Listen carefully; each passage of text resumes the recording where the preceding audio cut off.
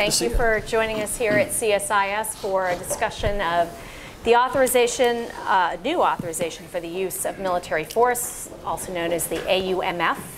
I'm delighted to be joined this morning by four gentlemen from the United States Congress who have worked together, banded together to sponsor a particular piece of legislation in this debate over AUMF. And so we wanted to take the opportunity to bring them together to talk about what brought them to introducing this legislation and a broader conversation about Congress's role in the authorization of force. Before we begin, just a reminder that we have exits at the back of the room should a fire alarm go off, and I'll direct you in that case. And then I want to also introduce each of our panelists before we get into the conversation. So beginning on my left, we have Representative Don Bacon. He was elected to Congress in 2016 and represents Nebraska's 2nd Congressional District. Representative Bacon served in the Air Force for nearly 30 years and retired as a brigadier general. For his outstanding service, he has been awarded the Air Force Distinguished Service Medal, 2 Bronze Stars, 2 Legions of Merit, 5 Meritorious Service Medals, the Aerial Achievement Medal. I think I've got them all, or at least all the big ones. Much. He was selected as Europe's top Air Force Wing Commander and recognized as a distinguished graduate of the Air Command and Staff College. He currently serves on the House Armed Services Committee, House Homeland Security Committee, and House Agricultural Committee. To my direct right, we have Representative Ruben Gallego, who was elected to Congress in 2014 and represents Arizona's 7th District. He serves as a senior whip for the Democratic Caucus, the 2nd Vice Chair of the Congressional Hispanic Caucus, Vice Chair of the Congressional Progressive Caucus, and Vice Chair of the Equality Caucus. You are very busy. He currently sits on the House Armed Services Committee and the Natural Resources Committee. To his immediate right is Representative Mike Coffman, who was elected to the U.S. House of Representatives in 2008 and represents Colorado's 6th Congressional District. He has served in both the U.S. Army and U.S. Marine Corps. He's the only member of Congress to have served in both Iraq wars. Representative Coffman serves on the Veterans Affairs Committee and the Armed Services Committee, where he is the chairman for the Subcommittee on Military Personnel. And all the way to the right today, which you probably don't get to be called often, is Representative Jimmy Panetta, who was elected to Congress in 2016 and serves as the representative to California's 20th Congressional District. He served in Afghanistan as a part of Operation Enduring Freedom, where he worked with Special Forces units and, as a result of his outstanding service, was awarded the Bronze Star. He has spent considerable time working with military veterans and is a member of the House Armed Services Committee and House Agricultural Committee. So, gentlemen, obviously very distinguished careers in the Congress. Also, obviously, all veterans, so you have a very particular perspective, I think, to bring to this conversation today. And if I can begin with you, Representative Bacon, and then maybe turn to my right to the others, just get you to talk a little bit about what brought you to sponsoring this legislation and what are you hoping to see out of Congress on this issue of AUMF? Well, I think our Article 1 responsibilities are very important. And I think the fact that we voted on the authorization to use force 16 years ago, and that's what we're using now. In fact, and we've used that authorization to allow force to be used in 14 different countries. And I think when you look back, only about 25% of Congress that's currently in Congress voted on this authorization. I'm troubled by that. I don't think this authorization to use force should be a blank check. And I think that's what it's become. And I support our operations in Afghanistan and Iraq, but I think if we vote on something 16 years earlier and we're still using that authorization, that there's something not right. And I think we owe it to the servicemen and women to show that Congress supports or doesn't support, but we should put our names on the line saying that we support these operations, if indeed we do. And I think our servicemen and women deserve that. So to me, it comes down to our Article 1 responsibilities. I think we're not living up to it, waiting 16 years. There you go. Well, for me, I mean, partly is personal experience. Like being on the enlisted side, I served with a lot of young men. I was in the infantry, the Marines, and some of the youngest men I served with were 17, 18. And next year, there will be somebody, male or female, that is going to be serving in Afghanistan that was not alive when 9/11 happened. So, we need to be looking at our AUMF status. where it is being used, how it is being used. We do need to rein in the executive. We should have reined it in before Donald Trump. Now more so than ever, we should rein it in now. I think a 5-year AUMF is a very good compromise because this is not just solely about Donald Trump. Had we just done this right now, then I think it becomes an extremely partisan issue. But it does require, especially Congress, to take back its responsibilities, especially when waging war. And this is a good compromise that I think allows, effectively the execution of what is going on right now, while at the same time brings some level of accountability to these wars. And the more that we keep on spreading out from Iraq and Afghanistan, Syria, now we're operating in Niger, we're going to have a lot more of these conversations, although that wasn't necessarily under the AUMF action. But you're going to see this, and we need to start talking to our constituents about why there are troops in some areas, why are some of our military personnel dying in places that you have not heard of, and why we haven't actually, authorized any of this. Representative Coffman. Well, I'm very concerned. I got involved in this issue because I was so concerned about the erosion of the balance of power between the executive and the legislative branch, Article 1, Article 2 of the Constitution. There's no question, I think, that the existing authorizations for use of military force are, in my view, very outdated. But the Congress should. I think one thing I like about this AUMF is the fact that expires in 5 years, and it requires the Congress of the United States to debate again, as opposed to having an executive branch continue to extrapolate off an existing AUMF. So I like the fact that it forces a debate. In particular, I was very concerned. I was elected in 2008, started in 2009. In 2011, the prior administration intervened in Libya and never went to the Congress of the United States for an authorization of use of military force. And I think we should have had that debate, because I believe that had we had the debate, we would not have gone into Libya. And our actions, I believe, destabilized not just Libya, but that region. And so there is value to that debate. There's a value to the checks and balances in this balance of power.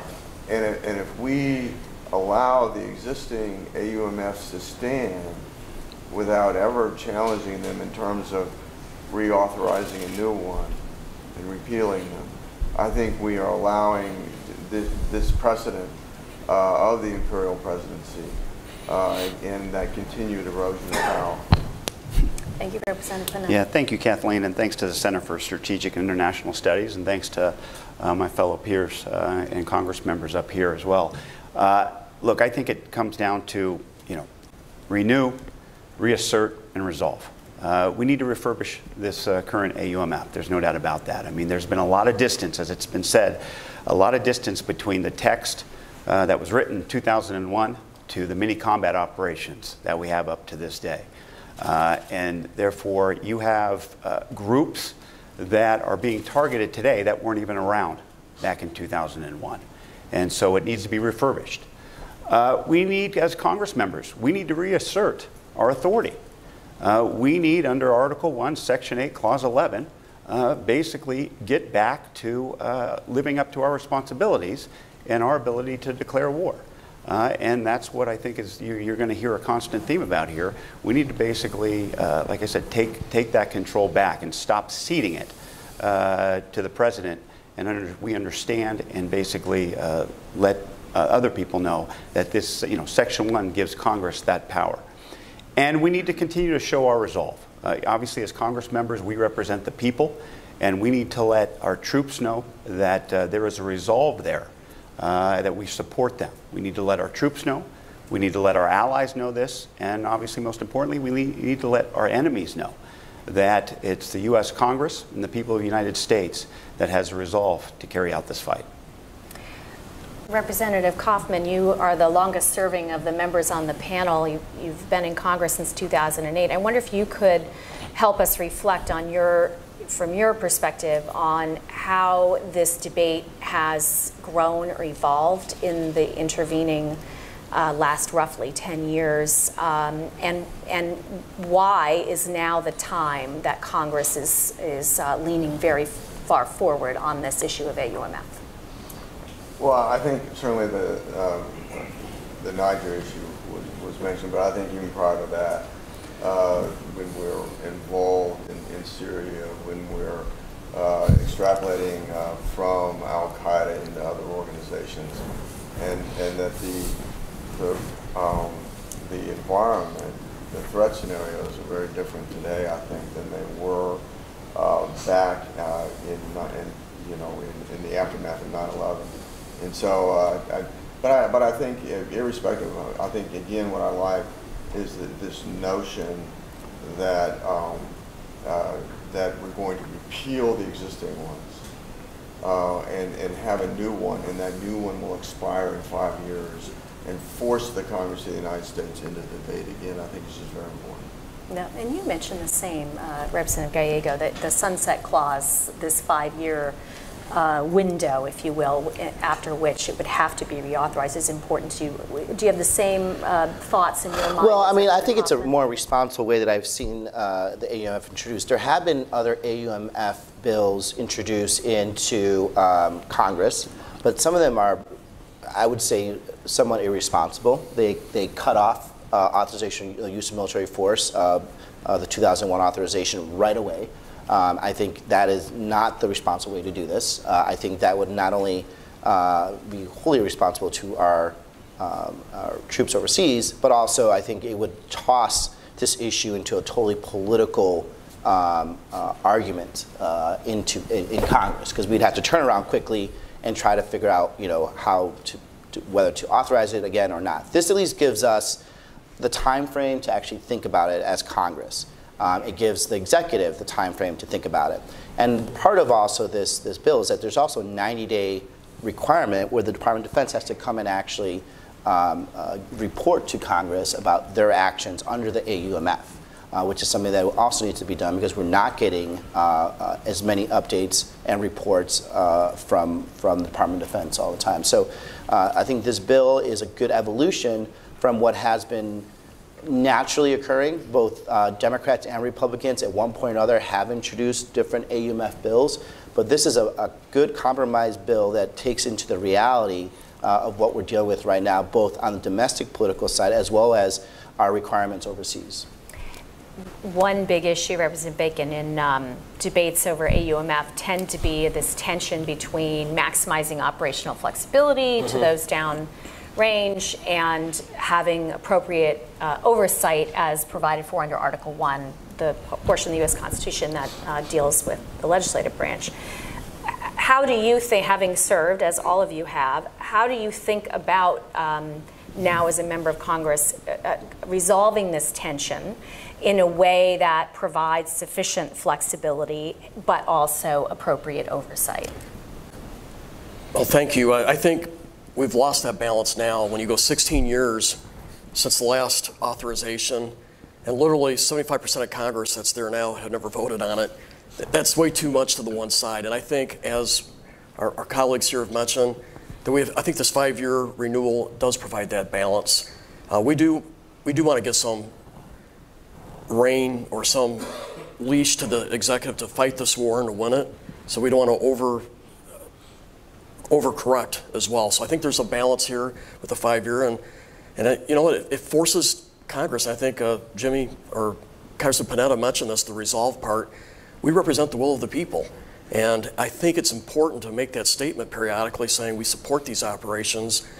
If indeed we do, it's important for our servicemen and women to know that, and for our adversaries and our allies, and to go 16 years, I think there's a problem. It's a blank check, and that's not what we were designed to do. I imagine all of you have heard quite a bit from your constituents on a wide range of issues, but not least of which is how our foreign policy and our military's use as an instrument of it has been experienced by them. Maybe starting with Congressman Panetta, just welcome your thoughts on what you hear primarily from your constituency with regard to these issues of use of military force, whether it's in Afghanistan or, as has been discussed before, places like Niger where people may not have even realized we were operating. Of course, of course. Yeah, I mean, you get, first of all, I have a very diverse district when it comes to not just geography, but obviously socioeconomics and the types of people that are in the Central Coast of California. So I hear all types, okay?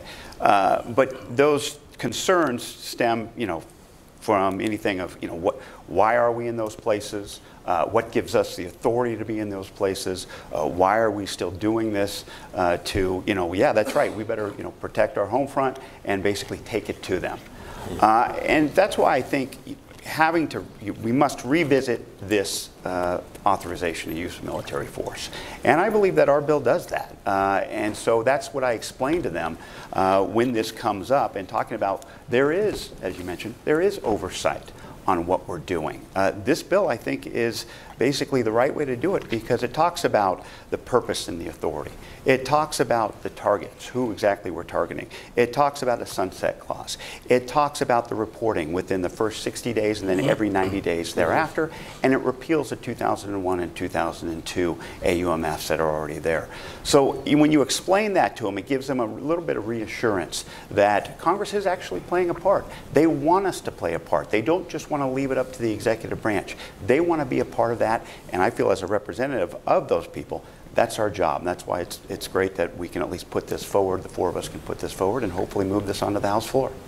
Congressman Coffman, I would welcome your thoughts, obviously, on the constituent feedback, but in particular this issue of the scope of the target, if you will, the associated forces. The 2001, 2002, 2001 AUMF is targeted at al-Qaeda. Doesn't cover, at least by name, certainly the Islamic State. And here we are many years later, al-Qaeda is still present, but we have these other groups, not least of which is the Islamic State. What's your sense of the appropriate scope of your AUMF with regard to the types of entities that ought to be targeted under it? Well, I think that the challenge in this counterterrorism environment that we're in is that in effect, I think what al-Qaeda started, and there are some predecessor organizations were to al-Qaeda, but wasn't in fact an ideology, if you will. And so there are franchises of it. And so we do have to make sure that we rationally capture that ability to metastasize, but without going too far, and I think we strike the right balance here. Do you all, remind me, are nation-state entities excluded or? Nation-state entities are excluded. Okay, so for instance, government of Syria attack on something like that. Correct. Government of Syria, Iran, under this, that is, this AUMF would not authorize that. That would have to be a separate action, and hopefully at that point, that's an action where Congress actually declares war. I think you raised, sort of touched on a good point. 14 countries have been targeted using the first authorization going for 16 years. And I think that's all right but we should have done it in 5-year increments to have these debates. And I get feedback all the time. Why are we still there? That's important for Congress to debate. I think there's a good reason to be there. We cannot let the Taliban win, but if we don't have that debate, then I don't think our constituents feel like they're being informed on it. And we should have that discussion. And I think we should have buy-in from our citizens, and that's through Congress. And I think it's very important to have that discussion because people are giving their lives and they're coming back injured. And I think we're needed to be there, but to never to have that discussion in Congress or to wait this long, I don't think it's healthy. And I think our citizens are asking for this discussion and want to be reassured that it's the right thing to do. There certainly has been, especially now the conversation around tax cuts and deficits. I have heard a lot of conversations with my constituents, and they don't really understand AUMF. They don't actually get into the intricacies of this type of stuff, but they do know that we're in a lot of places, we're expending a lot of money, and then we're doing tax cuts at the same time, and then we're complaining about deficits at the same time. And all they know is that we've been in an unending war, and we're just going to continue to be in an unending war. And it's going to cost more lives and more out of our treasury, and yet there is no check or balance to it whatsoever. And people, I think there's a natural tendency in democracies for people to start feeling that there's something wrong. And it's also, in my opinion, it's not good for the soul of a democracy to be in war this long.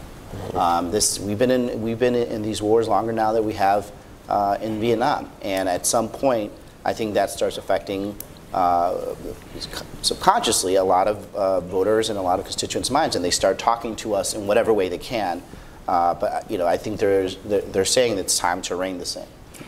So can we get, and I'll get to, well, we can start with you actually. Go ahead. Well, I just wanted to, back to your first question in regards to, who it's, as you said, targeting. Right. And just let me read directly from the text, and it may stir some questions when it comes to that time. But what it says is, for purposes of Section 3A3, the term associated persons or forces means any person or force other than a sovereign nation that, one, is part of or substantially supports Al-Qaeda, the Taliban, or the Islamic State of Iraq and Syria, and two, is engaged in hostilities against the United States, its armed forces, or its other personnel. So that's it right there. So we lay it out, and when you say that to your constituents, it basically lets them know that it's defined, and it's targeted, and it's narrowed down. And I think that's important to them. Did you want to add something? Well, I think that it's just so important, I think, again, for Congress to assert itself. I fault leadership, Republican and Democrat, again back in 2011 when the administration went into Libya with only consulting leadership on both sides of the aisle, but not requiring a vote. Right. And I think that was, and I think when you do that, when you allow that to occur, you're just yielding your responsibilities to the administrative, to the executive branch, which again has been building up over time, and so we've got to reset, and I think this is part of it. So what comes through very much in this conversation, of course, is that there's this principled issue of the role of Congress, but there's also a policy issue, which in particular Representative Gallego's comments were starting to get at, but it's come through in everything we've heard here, which is what should be the U.S. counterterrorism strategy, and how should we think about how expansive that is and the role of U.S. military force as part of that. And I just wonder if you would each like to comment. Maybe I'll start with you since you raised it, and we'll kind of loop around with what you think that ought to be. Are we on the right path? Are we undertaking the right set of initiatives? Are we off balance? What's your net assessment? I mean, my net assessment is that our coin strategy around the world is just pretty much failing. I mean, the best coin success we actually have had is in Colombia, and that was a really good approach that we used, which was a combination of military force, local trainees, and a whole government approach. And I think that's where we are lacking in the Middle East. We are playing whack-a-mole many times, and I saw this in Iraq, where we'd go into an area, clear out the insurgents, we'd leave, insurgents would come back. There was no backfill. There was no local police force that would come in. There was no local government force that would come in, give jobs, give training, give a reason for these people not to be joining with the insurgents. And what you're seeing all around the country, especially in the Middle East, is you have different stages of insurgency. You have the full-blown insurgency that you had, or terrorism you had with ISIS, where they nearly became a nation state. And then you have destabilizing elements that are operating all over the Middle East, like, for example, what you see in Sinai. So we have to, one, be flexible. And for example, like in Egypt, what we should do is train the Egyptians, which is one of the largest armies in the world, to actually know how to go and operate and take out people in the Sinai. In places like Iraq, we should work with the government to root out corruption, root out sectarianism within its government, make sure they create an actual government that gives the Sunni an avenue for them to feel like an actual nation. And we could do that not necessarily just with troops, but with actually fully putting in the effort of USAID, the State Department, and other NGOs that could go there and truly reform a country like that, and into other places where, again, you have really low-level insurgency starting to move. For example, in the Central or East Africa corridor, work with our snake eaters to to train the local forces to put down and stop these local insurgency or affiliates, usually of ISIS, that are just barely starting out, before they get the momentum and the movement and the backing from the local villagers and local, just locals in general, before they can get that momentum to actually become dangerous and an existential threat to that nation state. Congressman Aiken. Well, again, you know, we've been doing this for 16 years, and we need to have this discussion in Congress because it represents the concerns of our constituents, and that's why it's so important to do this and to have this in a recurring 5-year increment at least. I think generally I support what we're doing in Afghanistan. I think we found the right balance with our policy right now. So I think we should be there, but we should commit to that in Congress and affirm that, I believe. I think what we've done in Iraq and Syria has been positive, but we're leaving a vacuum right now for the Iranians to fill, which is troublesome. I don't think we have a strategy right now to figure out how to counter the Quds force or the Iranian influence in Syria and Iraq, and it's going to present a problem down the road that we're going to have to deal with again in a different way.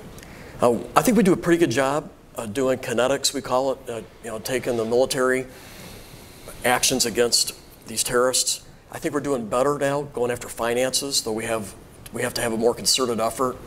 We're going into the internet more to try to undermine the recruiting of ISIS and Al-Qaeda and other groups. I think, but that we could do more of. There was a period of time where ISIS were bringing about 30 to 50 people a month from all over the world, and they were joining, you know, as foreign fighters in this fight. So we have to work and undermine that. The one thing I don't think we do well is how do we undermine the ideology that recruits folks from all over this world, whether into the ISIS itself or as a lone wolf, a terrorist. And that's a hard thing for our country to figure out how to handle. But we need to have a overseas way to go after the ideology. And I think we have to work with our moderate Islamic friends like Jordan and other countries to figure out how to take away that incentive or the desire to join these forces. But how do we even do it in our own country? And that's an area that we have not figured out, but we have to be willing to have this discussion because that's the root cause. And if we don't get to the root cause of Islamic extremism, we're going to be fighting this for decades. And so I think that's an area that we have to go into. And I've not heard a good way forward yet on the ideology part. I can think back as far as 2004, right? I was talking about the war of ideas, and here we are in I brought it up when I was there in 2007 and 8. Yeah. And I said, we need to find a way to bring in moderate Islamic folks in Iraq. That's when I served a year in Baghdad at that point. And they said, Don, just let that go. We don't know how to do that. And I think, but that's the root cause. Yeah. Congressman, and then we'll go to Congressman Panetta. Well, I think we're learning the hard way. We continue to learn the hard way. I think if you look back in the Bush administration after 9/11, when we look at these authorizations, initially it was about counterinsurgency. It was about nation building, with the assumption somehow that they really wanted to be like us, and if only given the opportunity, they would be like us. I think it's very culturally naive, and I think we're more realistic now. So we've migrated from counterinsurgency to counterterrorism, but you can't go all the way over there. I think there's an element where, you know, if you look at Iraq, that in the ISIS spilling over to take all the Sunni Arab areas that were disaffected from the Shia-dominated central government, that, you know, we need to put pressure on that government to be more pluralistic in its governance, and because otherwise it's just going to happen again, and we're going to be involved in there again. But we have to. I think we have to strike the right balance, and that's really hard to do, particularly in Afghanistan where we're so far into it. Should we have ever gotten into it in the first place? I don't think so. I mean, I think the Bush administration policy initially was brilliant. We gave air advisory and logistical support to the anti-Taliban forces, the Northern Alliance, that gave safe harbor to Al-Qaeda. But then after they won on the ground, we pushed them aside and superimposed a political system that we wanted them to have that doesn't quite fit the country. And so, but we're having to wrestle through that now. We can't just extricate ourselves from it overnight. Yeah. The bill that we've put forward only deals with a very small part of this large strategy, you know, in the prevention of any future acts of international terrorism against the United States. But unfortunately, we have yet to see what that strategy is from our administration. They were supposed to put forward a national security strategy within the first, 150 days, 180 days. We haven't seen anything, not even sniffed that out. And so we need to, that's why I think something like this, starting off and talking about something that's so important in this type of preventing any further international terrorist attacks against the United States, is a discussion that needs to be had. It's kind of a ground level discussion. And so that's why it's important that we're putting forward this bill. That's why it's important that Congress needs to get involved and continue to have these discussions, because we need to fill that void, not only in our government, but obviously abroad. And because if we don't fill that void, if we don't lead, we may see other entities, other countries that do, as we are seeing, and it may not align with the values that we stand for and that we're fighting for right now. I'm going to ask one final question for all of you and then open it up to the audience for some of their questions. So maybe we'll just come right back down the line, starting with Congressman Panetta. You know, you all occupy a very unique place. You're veterans serving inside the Article 1 element of our constitutional civilian system of governance. And civil-military relations is something that's part and parcel of the responsibility of our government. I would love to get your thoughts on the state of civil-military relations and how your bill, you think, can help, assuming all of you believe that, a bill can help advance that. Yeah. And look, I think the fact that you're seeing the four of us up here, Democrats and Republicans, supporting this type of bill, stems from our backgrounds, in the sense that, you know, we understand what it means to serve a higher entity than ourselves, than party, and it's about serving our country. And so that's why it's important that we continue to have, I believe, it helps when you have veterans in Congress and serving in this role that, you know, it combines our civilian experience and our military experience. And I think it's important that, you know, we understand, obviously, what troops on the ground go through, but we also understand what it means to have a mission, go after it, and get it done. And look, party politics, it can be difficult sometimes getting past party politics. Party leadership may not want us to work across the aisle. But the fact is, we understand what it takes to do that based on our military experience. And I've seen that more and more, especially with men and women who I serve with in Congress, that are willing to do that. Step outside that party politics and step into the basically the front lines of getting things done for our country. So I mean, like I said, this is just a small sample of what I'm seeing in Congress, in the sense where you see people who have served are willing to serve their country, and basically across all lines. Great.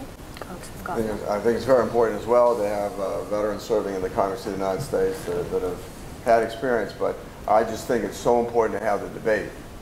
Whenever this country is going to go to war or commit military forces into harm's way, that there be that debate in the Congress of the United States, because it involves the American people, because the members of Congress in the House, in our case, will have to go back to their districts and justify their vote, and probably hold town hall meetings throughout their congressional districts to hear from citizens directly as to whether they think this particular clause is worthwhile.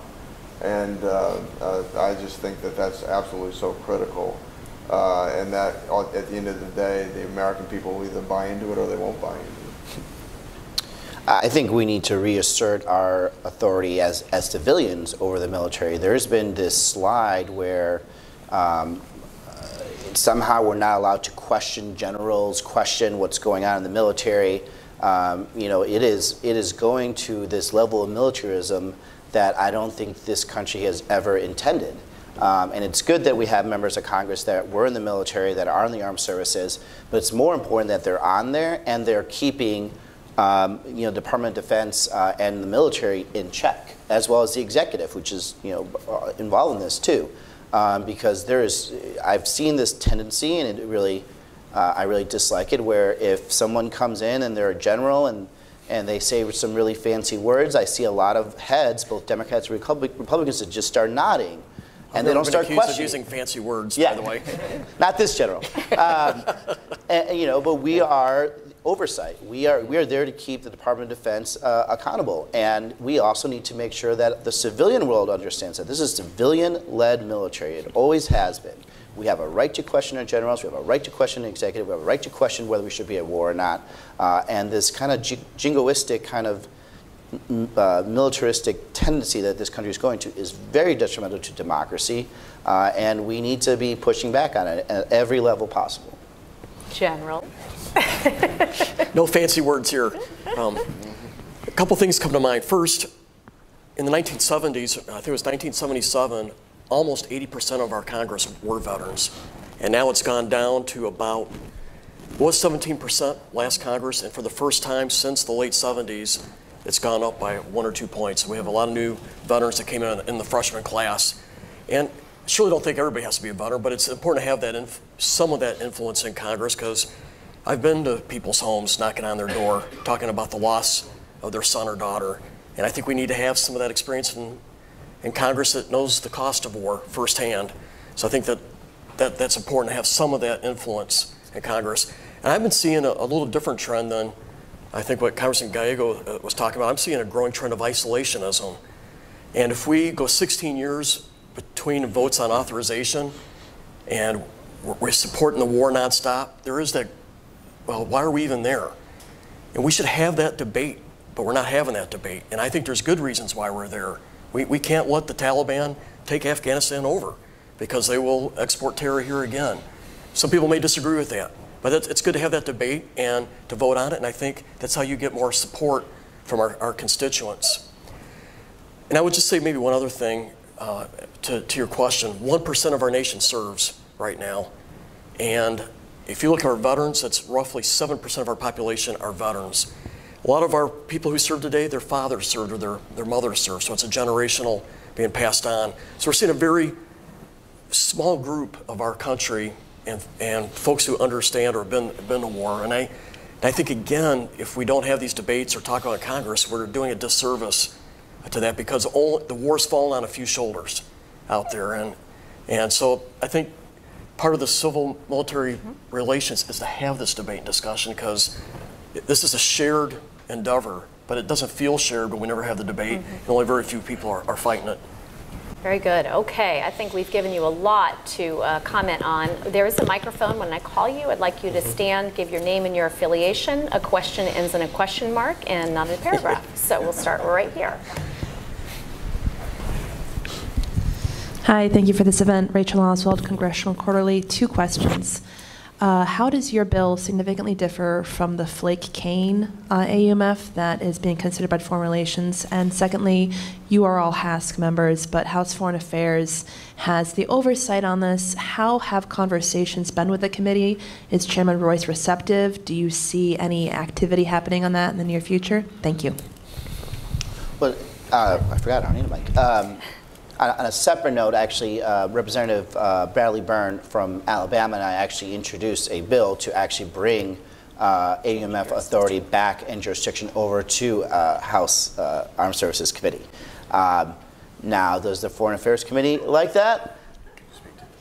I don't know, but you have to get through that committee first. Yeah, exactly. Yeah, but look, if we're going to wage war, if the Armed Services Committee is going to, fund a war, going to hold people for accountability, it has a level of expertise, then it should be the House Armed Services Committee that actually has a jurisdiction when it comes to AUMF. Now, our bill, as introduced right now, because power of jurisdiction still would go through, obviously, the Foreign Affairs Committee, would still go through that. But the fact that it's significant that for our members of the Armed Services Committee, bipartisan veterans are doing it, is more of a larger statement about how serious we are about this.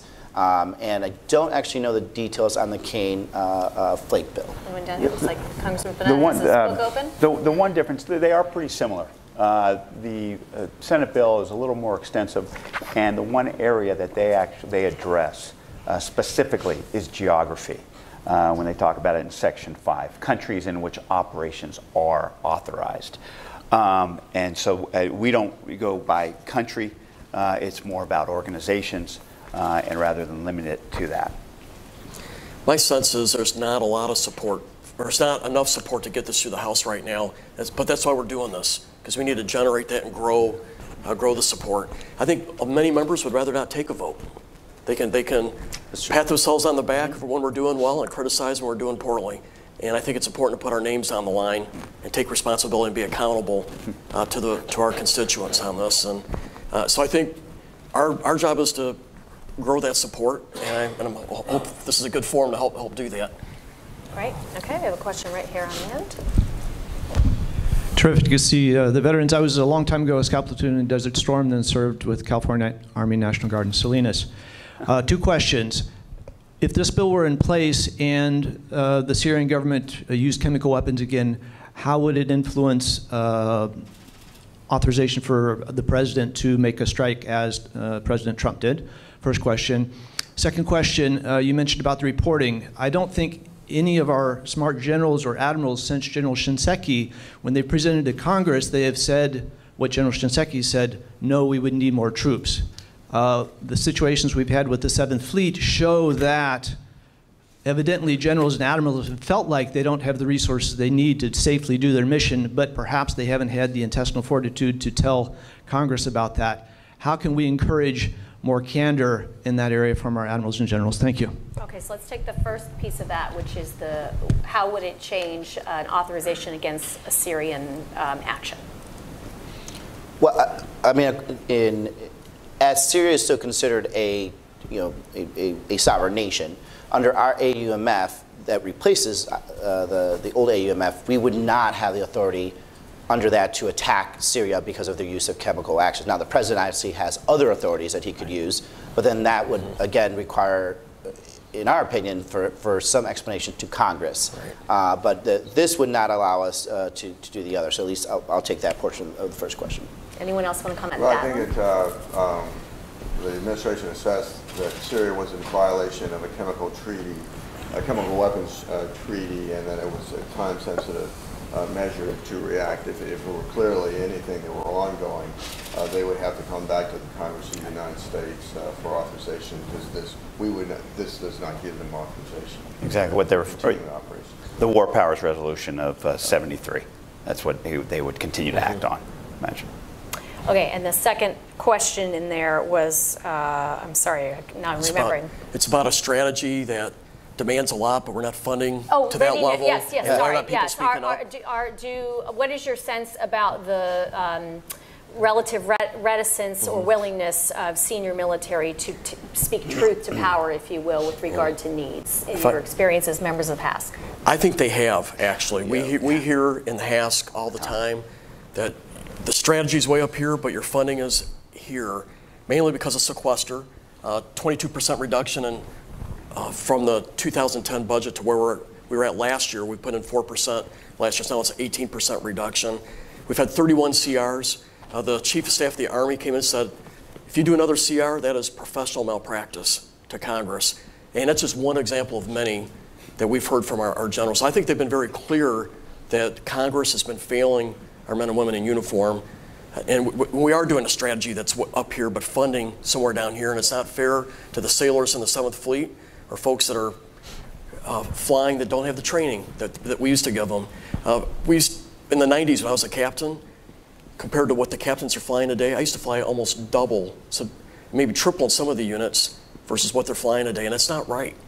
So I think we've been hearing pretty loud and clear from our generals that there is a problem, but yet we're saying do it anyway, and I think it's unacceptable. Yeah, just to kind of cover that, we hear it all the time. They're being very honest. The problem is that, like, we in Congress, and I think Americans in general, need to make a decision. You can't have the best military in the world and at the same time keep cutting taxes. You just can't do it, right? You want to be able to be all over the world, have the top military, oh, and by the way, take care of them afterwards, then pay for it, right? Because right now, we're trying to do everything on the cheap, and then we end up getting cheap results. And then we're surprised by this, right? So we need to have a conversation as a nation what we actually want. Because this is not working anymore. It's going to continue to degrade. We're going to have, these tax cuts are going to cause another huge deficit. We're going to go back and try to find money again by cutting more. So we're going to end up cutting either probably into social programs at some point. And then at some point, then we have to, again, look at the defense budget. It's one of the few discretionary areas that we actually have. And then again, we're going to have a conversation years from now, like, wow, why are we having all these mishaps? Why isn't our military where we are? And I guarantee you we're going to have another discussion about tax cuts again. At some point, you have to decide where you want to go as a nation. Like, this is not sustainable in the long run. I think we have to challenge the Department of Defense level in terms of their spending. They're so wedded to their culture that they're reluctant to change, and Congress is reluctant to force them to change. I'll give you an example. When we look at the relationship between the Guard and Reserve and the active duty, that other countries that rely much more heavily on their Guard and Reserve than we do. Israel, I think, probably on the ground component, is probably about a 1-to-7 ratio or more between their active duty and their reserve component. We're a 1-to-1, and that is very expensive to maintain. And so that we've got to challenge them more, and we have to come up with better ideas in terms of things like force structure, better at acquisition to make those defense dollars go further in terms of protecting this country. I think every dollar wasted by the Department of Defense is a dollar not spent defending this country. Yeah. Congressman Panetta, do you want to add anything? Yeah, I mean, once again, it gets back to this is the first step of what we're talking about today with this AUMF and trying to get that debate out on the floor of Congress.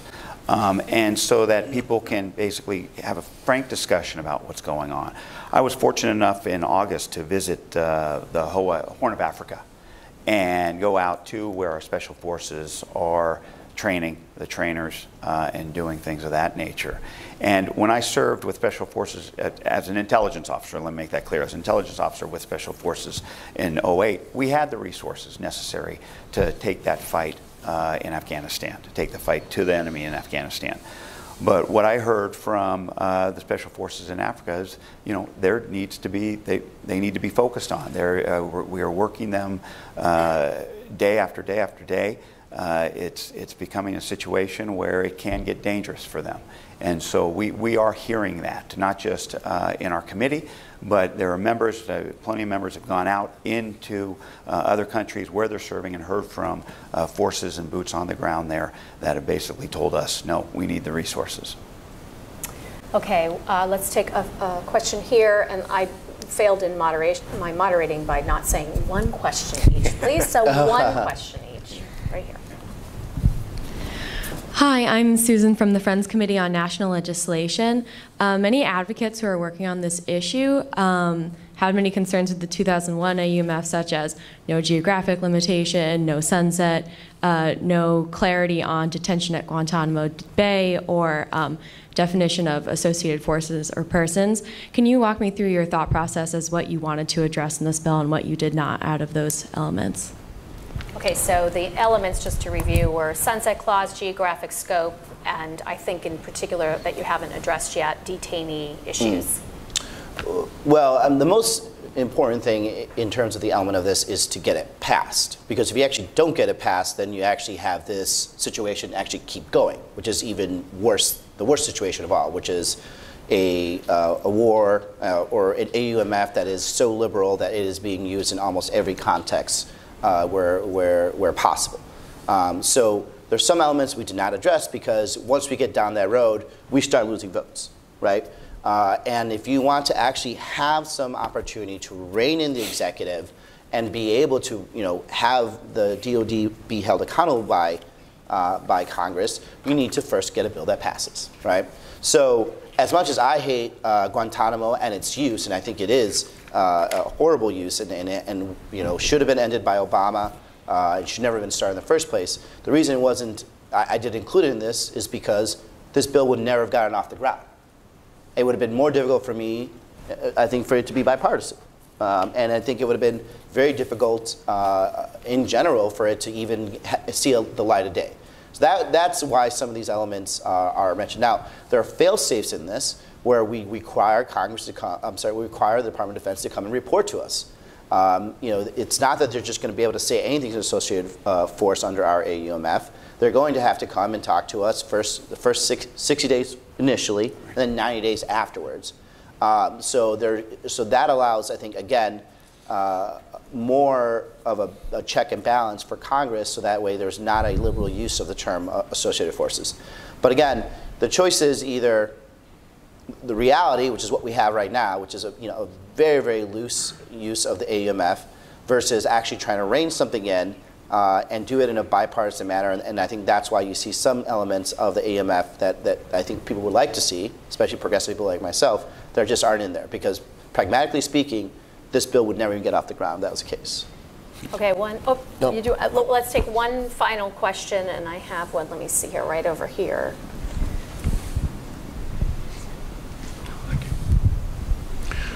Peter Pennington, one-time Royal Navy. What would the consequences be, political and military, if Congress finds it can't sign off on a particular campaign? Well, maybe this helps to explain how it works, maybe to walk through that. Sure. If, let's say, it could happen in two ways. Number one, the administration initiated a military action not defined in the current AUMF, or they went to the Congress first because it was not time sensitive, so time sensitive to be able to do a military intervention such as Libya. If in fact, in the first instance, that Congress could in fact vote against that and would force a withdrawal. And I think if we go to the War Powers Act of '73, which has never been vetted, I think, constitutionally, I think it gives the administration, I think, first there are 60 days in which to come to the Congress, and if Congress does not authorize, then 30 days to withdraw forces. And so that is the power that the Congress of the United States has that needs to exercise. First, I'd like to say I've enjoyed working with our British friends all over the world, great allies, and we're grateful. And I think I interpret your question, what happens if we don't approve or don't authorize force? Well, then we shouldn't be there. We represent our districts, the will of the people, and if there's not that support in our country for combat operations in a certain place, well, then we should withdraw. But I think we should be there, and we should have that debate. But if we don't have that debate either, I don't think we grow that support. And as I mentioned earlier, I see a trend towards isolationism in a lot of areas because we're not talking about it. So, but in the end, it's our Article 1 responsibility to authorize force. And if we can't do that, then we shouldn't be there. The consequence is that our democracy works. Mm-hmm. Yeah. Chip. Any final thoughts before we close out here? Anything we didn't touch on, or something you want to foot stomp? Again, and this is a conversation I've had with a lot of people on the, more progressive to liberal spectrum about this bill. This is an actual compromise. We can try to pass a bill, or I could try to put a bill together, and Mr. Coffman or anyone here could try to put a bill together that would make a good messaging piece. But in the end, if nothing happens, nothing changes, this AUMF still stays. And it will stay basically in perpetuity. And that cannot last. So, for both sides, looking at a way to actually rein in the executive, rein in the DOD is really, really important.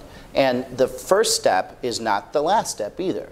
Once we get something like this going, once we actually are able to pass this, it doesn't mean, I think what it will do is it will reinvigorate the relationship that Congress has with the executive in terms of keeping them in check when it comes to waging war. And I think it'll expand into other areas, not just within the AUMF. I think what is so extraordinary about this are two things. Number one, the fact that we have 4 combat veterans who put this forward. And number two, that it is bipartisan with 2 Republicans and 2 Democrats. And so at 2 levels, I think it's extraordinary that we've come together to put this forward. My closing comment would be, I don't think we intended the 2001 authorization to be a blank check, and that's what it's become.